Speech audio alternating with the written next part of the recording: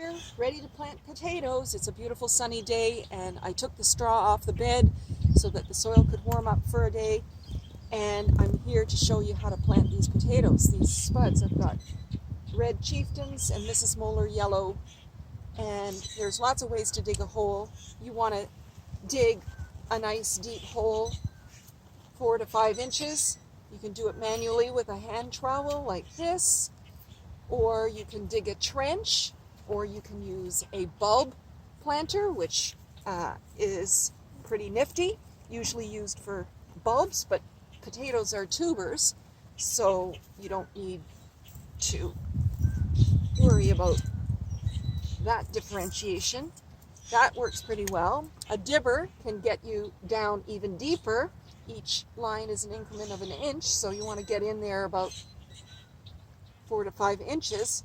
Or, best of all, my favorite new tool is an electric auger drill bit. So we'll just take a nice drill into the soil. Of course, this doesn't work very well with clay soils.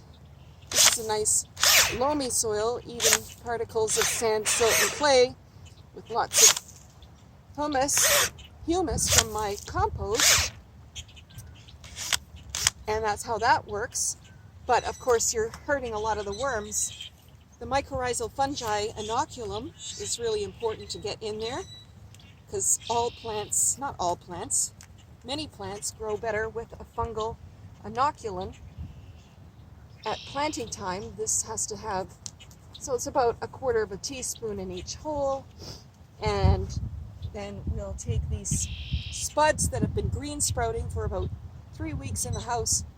As soon as the plants or the tubers show signs of growth, you bring them into the light at room temperature, and then the stems differentiate from the roots, and it's easy to see what's up and what's down. So we'll get that in there. And the potatoes form on the stems as they grow out of the soil. So a trench, the deeper you can get, the better. Some people just plant shallowly and get straw up the stem as the plant grows.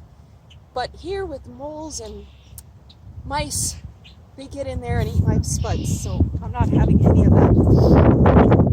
Thank you, that's it.